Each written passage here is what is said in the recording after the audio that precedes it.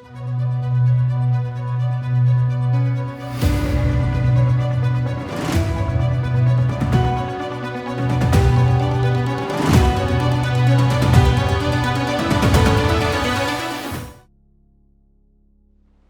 ಕರ್ತನಾದ ಯೇಸುಕ್ರಿಸ್ತನಲ್ಲಿ ಪ್ರಿಯರಾದ ದೇವಜನರೇ, ನಮ್ಮ ಕರ್ತನಾದ ಯೇಸುಕ್ರಿಸ್ತನ ಅತ್ಯಧಿಕವಾದ ಕೃಪೆಯೂ ಸಮಾಧಾನವು ತಮಗೂ ತಮ್ಮ ಕುಟುಂಬಕ್ಕೂ ಕರ್ತನ ಹೇರಳವಾಗಿ ಅನುಗ್ರಹಿಸಲಿ. ಹೃದಯಂಗಮ ಮಾತು ಎಂಬ ಈ ದೇವರ ವಾಕ್ಯದ ಧ್ಯಾನದ ಈ ಸರಣಿಯಲ್ಲಿ ನಾವು ಈ ತಿಂಗಳು ಯೇಸುಕ್ರಿಸ್ತನ ಶಿಲುಬೆ ಶ್ರಮೆಯಿಂದಾದ ಲಾಭಗಳನ್ನು ಧ್ಯಾನಿಸುತ್ತಿದ್ದೇವೆ. ಈ ದಿನ ನಾವು ಧ್ಯಾನಿಸುವಂಥ ದೇವರ ವಾಕ್ಯದ ಭಾಗ ರೋಮಾಪುರದವರಿಗೆ ಬರೆದ ಪತ್ರಿಕೆ 5ನೇ ಅಧ್ಯಾಯ 9 ಮತ್ತು 10 ವಚನಗಳು. ಈಗ ನಾವು ಆತನ ರಕ್ತದಿಂದ ನೀತಿವಂತರಾಗಿರಲಾಗಿ ಆತನ ಮೂಲಕ ಬರುವ ದೇವರ ಕೋಪಕ್ಕೆ ತಪ್ಪಿಸಿಕೊಳ್ಳುವುದು ಮತ್ತೂ ನಿಶ್ಚಯವಲ್ಲವೇ? ದೇವರಿಗೆ ವೈರಿಗಳಾಗಿದ್ದ ನಾವು ಆತನ ಮಗನ ಮರಣದ ಮೂಲಕ ಆತನೊಂದಿಗೆ ಸಮಾಧಾನವಾಗಿರಲಾಗಿ ಆತನು ಕೂಡ ಸಮಾಧಾನವಾದ ನಮಗೆ ಆ ಮಗನಿಗಿರುವ ಜೀವದಿಂದ ರಕ್ಷಣೆಯಾಗುವುದು ಮತ್ತೂ ನಿಶ್ಚಯವಲ್ಲವೇ? ಈ ವಾಕ್ಯಗಳನ್ನ ಧ್ಯಾನಿಸುವುದಕ್ಕಾಗಿ ದೇವರಾತ್ಮ ನಮ್ಮನ್ನು ಬಲಪಡಿಸಲಿ, ದೇವರಾತ್ಮ ತಾನು ನಮಗೆ ಬೋಧಿಸಲಿ, ದೇವರು ನಮಗೆ ತನ್ನ ಜ್ಞಾನವುಳ್ಳ ಆತ್ಮವನ್ನು ಅನುಗ್ರಹಿಸಿ ನಮ್ಮ ಮನೋನೇತ್ರಗಳನ್ನು ಬೆಳಗಿಸಲಿ. ಇಲ್ಲಿ ನಾವು ಈ ವಾಕ್ಯದ ಭಾಗವನ್ನು ಓದುವುದರಲ್ಲಿ ನಮಗಾದ ದೊಡ್ಡ ದೊಡ್ಡ ಲಾಭಗಳನ್ನು ನಾವು ಗ್ರಹಿಸ್ತೇವೆ. 9ನೇ ವಚನದಲ್ಲಿ ನಮಗಿರುವಂಥ ಲಾಭ ಹೇಳ್ತದೆ, ನಾವು ಆತನ ರಕ್ತದಿಂದ ಅಂದರೆ ಯೇಸುಕ್ರಿಸ್ತನ ರಕ್ತದಿಂದ ನೀತಿವಂತರಾಗಿದ್ದೇವೆ. ಮತ್ತು 9ನೇ ವಚನದಲ್ಲಿ ಇರುವಂಥ ಇನ್ನೊಂದು ಲಾಭ, ನಾವು ಹೀಗೆ ನೀತಿವಂತರಾದ್ದರಿಂದ ಆತನ ಮೂಲಕ ಬರುವ ಕೋಪಕ್ಕೆ, ಯೇಸುಕ್ರಿಸ್ತನ ಮುಖಾಂತರ ತೋರಿ ಬರುವ ದೇವರ ಕೋಪಕ್ಕೆ ನಾವು ತಪ್ಪಿಸಿಕೊಳ್ಳುವುದು ಮತ್ತೂ ನಿಶ್ಚಯ, ಅಂದರೆ ಇನ್ನೂ ದೃಢವಾಗಿ ಅದು ನಿಶ್ಚಯವಾದಂಥ ಕಾರ್ಯ. ಮತ್ತು 10ನೇ ವಚನದಲ್ಲಿ ನಮಗಾದ ಲಾಭಗಳನ್ನ ಅದು ತಿಳಿಸ್ತದೆ.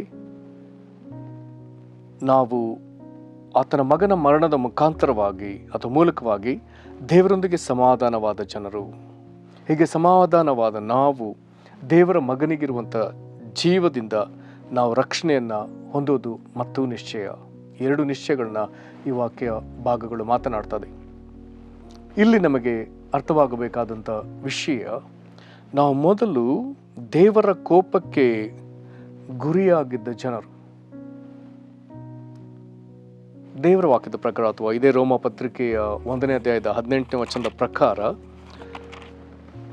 ಪಾಪವಿದ್ದಲ್ಲಿ ದೇವರ ಕೋಪವು ಪ್ರಕಟವಾಗ್ತದೆ. ಅದನ್ನು ಇಷ್ಟು ವಿಸ್ತಾರವಾಗಿ ಬರೆಯಲಾಗಿದೆ. ರೋಮ 1:18, ದುಷ್ಟತನವನ್ನು ನಡೆಸಿ ಸತ್ಯವನ್ನು ಅಣಗಿಸುವವರಾದ ಮನುಷ್ಯರ ಎಲ್ಲ ವಿಧವಾದ ಭಕ್ತಿಹೀನತೆ ಮೇಲೆಯೂ ದುಷ್ಟತನದ ಮೇಲೆಯೂ ದೇವರ ಕೋಪವು ಪರಲೋಕದಿಂದ ತೋರಿ ಬರ್ತದೆ. ದುಷ್ಟತನ ಎಲ್ಲಿದೆಯೋ ಅಂದರೆ ಪಾಪದ ನಿಮಿತ್ತ ಅಥವಾ ದುಷ್ಟತನದ ನಿಮಿತ್ತ ದೇವರ ಕೋಪವು ಪರಲೋಕದಿಂದ ತೋರಿ ಬರ್ತದೆ. ಹಾಗಾದರೆ ನಾವು ದೇವರ ಕೋಪಕ್ಕೆ ಗುರಿಯಾದವರು 9ನೇ ವಚನದ ಪ್ರಕಾರ ಇದು ಪಾಪದ ನಿಮಿತ್ತವೇ? 10ನೇ ವಚನ ಇದನ್ನು ಇನ್ನೊಂದು ವಿಧದಲ್ಲಿ ನಮಗೆ ಪ್ರಕಟಿಸ್ತದೆ. ಈ ಪಾಪದ ನಿಮಿತ್ತ ದೇವರ ಕೋಪಕ್ಕೆ ಒಳಗಾಗಿದ್ದ ನಾವು ದೇವರಿಗೆ ವೈರಿಗಳಾಗಿದ್ದವರು. ಅಲ್ಲಿಗೆ ನಮಗೂ ದೇವರಿಗೂ ಯಾವ ವಿಧದ ಐಕ್ಯತೆ ಇಲ್ಲ. ಮತ್ತು ದೇವರಿಗೆ ನಮ್ಮ ನೋಡುವಾಗ ಕೋಪ, ವೈರಿಗಳು ಎಂಬುದಾಗಿ ಹೇಳುವಾಗ ಈಗ ನಮಗೆ ದ್ವೇಷದ ಪ್ರತೀಕಾರಕ್ಕೆ ನಾವು ಒಳಪಟ್ಟವರು. ಆದರೆ ದೇವರು ನಮ್ಮನ್ನು ತನ್ನ ಕೋಪದಲ್ಲೇ ನಮ್ಮನ್ನು ಇರಿಸಲಿಲ್ಲ. ವೈರಿಗಳಾಗಿದ್ದ ನಮ್ಮನ್ನು ಈಗ ದೇವರು ವೈರಿಗಳಾಗಿ ನೋಡ್ತಾ ಇಲ್ಲ. ಹಾಗಾದರೆ ಇದೆಲ್ಲ ಸಂಗತಿಗಳನ್ನ ಪರಿಹರಿಸುವುದಕ್ಕಾಗಿ ಆತನು ತಾನೇ ಪ್ರಯಾಸ ಪಟ್ಟಿದ್ದಾನೆ. ಹಾಗಾಗಿ 9ನೇ ವಚನದಲ್ಲಿ ಹೀಗೆ ಬರ್ತದೆ, ನಾವೀಗ ಆತನ ರಕ್ತದಿಂದ ನೀತಿವಂತರಾಗಿರಲಾಗಿ. ಈಗ ನಾವು ದೇವರ ಕೋಪಕ್ಕೆ ಗುರಿಯಾಗಿ ಅನೀತಿವಂತರಾಗಿ ದೇವರಿಗೆ ವೈರಿಗಳಾಗಿದ್ದಾಗ ದೇವರು ನಮ್ಮನ್ನು ನೋಡಿ ನಮ್ಮ ಮೇಲಿದ್ದ ಕೋಪವನ್ನು ಆತನು ತೆಗೆದು ಹಾಕಿ ಆತನು ತನ್ನ ಪ್ರೀತಿ ಕನಿಕರಗಳನ್ನು ಪ್ರದರ್ಶಿಸುವವನಾಗಿ ಈಗ ತನ್ನ ಮಗನ ರಕ್ತದ ಮುಖಾಂತರ ನಮ್ಮನ್ನು ತನ್ನ ಕೋಪದಿಂದ ನಮ್ಮನ್ನು ವಿಮುಕ್ತಿಗೊಳಿಸಿದ್ದಾನೆ, ನಮ್ಮನ್ನು ತಪ್ಪಿಸಿದ್ದಾನೆ. ನಂತರ ನಾವು ದೇವರಿಗೆ ವೈರಿಗಳಾಗಿ ಇದ್ದವಲ್ಲ, ಇಂಥವರಾದ ನಮಗೆ ಆತನ ಮಗನ ಮರಣದ ಮುಖಾಂತರ ಆತನು ನಮ್ಮೊಂದಿಗೆ ಸಮಾಧಾನವಾಗಿದ್ದಾನೆ. ಹೀಗೆ ನಾವು ಸಮಾಧಾನವಾದದರಿಂದ ಈಗ ದೇವರು ನಮಗೆ ಮಾಡಿದ ಮತ್ತೊಂದು ಲಾಭ, ಆತನ ಮಗನಲ್ಲಿ ದೇವರ ಜೀವವಿದೆಯಲ್ಲ, ಈಗ ಆ ಜೀವವನ್ನು ನಮಗೆ ಅನುಗ್ರಹಿಸಿ ನಮಗೆ ರಕ್ಷಣೆಯನ್ನು ಒದಗಿಸಿದ್ದಾನೆ. ಎರಡು ನಿಶ್ಚಯ ಸಂಗತಿಗಳು. ದೇವರ ಕೋಪದಿಂದ ತಪ್ಪಿಸಿಕೊಳ್ಳುವಂಥದ್ದು ನಿಶ್ಚಯ, ಮತ್ತು ಯೇಸುಕ್ರಿಸ್ತನ ಮರಣದ ಮುಖಾಂತರ ನಾವು ದೇವರೊಂದಿಗೆ ಸಮಾಧಾನವಾದದ್ರಿಂದ ಮಗನಿಗಿರುವ ಜೀವದಿಂದ ನಮಗೆ ರಕ್ಷಣೆಯಾಗುವುದು ಸಹ ನಮಗೆ ನಿಶ್ಚಯ. ಇದರಿಂದ ಮುಂದೆ ಏನಾಗ್ತದೆ? 11ನೇ ವಚನ ಹೀಗೆ ಹೇಳ್ತದೆ, ಇಷ್ಟು ಮಾತ್ರವೇ ಅಲ್ಲದೆ ನಾವು ನಮ್ಮ ಕರ್ತನಾದ ಯೇಸುಕ್ರಿಸ್ತನ ಮೂಲಕ ಸಮಾಧಾನ ಸ್ಥಿತಿ ಹೊಂದಿದವರಾಗಿ ಆತನ ಮುಖಾಂತರ ದೇವರಲ್ಲಿ ಹರ್ಷಗೊಳ್ಳುತ್ತೇವೆ. ನಾವು ದೇವರಲ್ಲಿ ಹರ್ಷಗೊಳ್ಳುವ ಜನ ಹೇಗೆ? ಯೇಸುಕ್ರಿಸ್ತನ ಮೂಲಕ ನಾವು ಸಮಾಧಾನ ಸ್ಥಿತಿ ಹೊಂದಿದವರು. ಯಾರೊಂದಿಗೆ?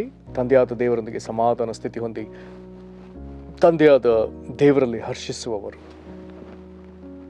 ದೇವರ ಕೋಪವಿದ್ದಾಗ ನಮಗೆ ಹರ್ಷ ಸಾಧ್ಯವಿಲ್ಲ.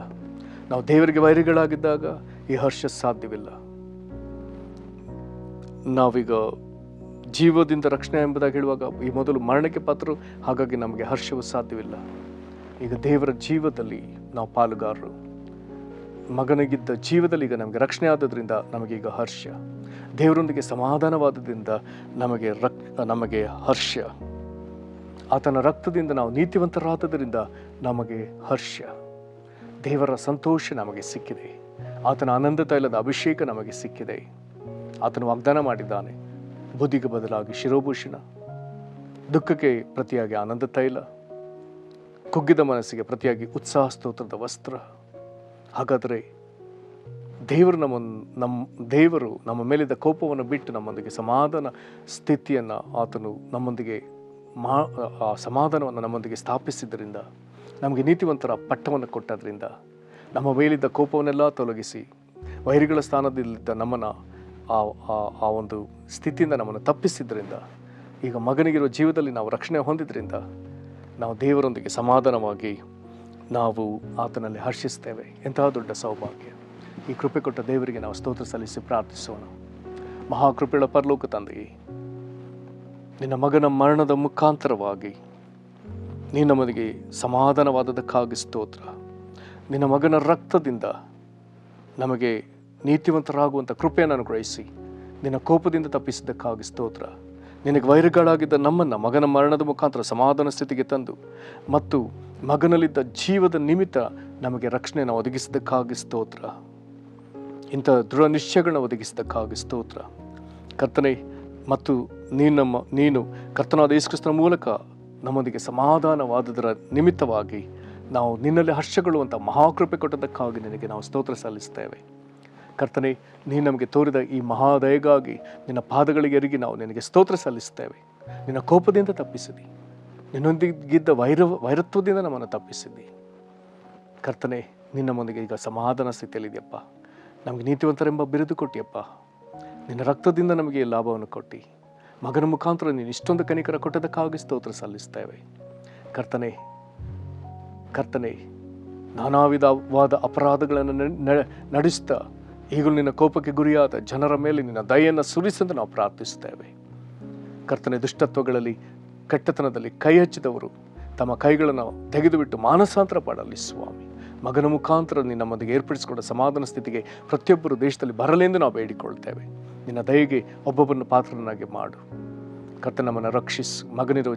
ಮಗನಿಗಿರುವ ಜೀವದಲ್ಲಿ ಎಲ್ಲರೂ ಪಾಲುಗಾರರಾಗಿ ರಕ್ಷಣೆ ಹೊಂದುವಂತೆ ಕೃಪೆಯನ್ನು ಅನುಗ್ರಹಿಸು. ಹಾಗೆ ನೀನು ಮಾಡೋದಕ್ಕಾಗಿ ಸ್ತೋತ್ರ. ನಮ್ಮ ಕರ್ತನಾದ ಯೇಸು ಕ್ರಿಸ್ತನ ಹೆಸರಲ್ಲಿ ಬೇಡಿದೆವು ನಮ್ಮ ತಂದೆಯೇ, ಆಮೇನ್. ಕರ್ತನು ನಿಮ್ಮನ್ನು ಆಶೀರ್ವದಿಸಲಿ. ವಂದನೆಗಳು.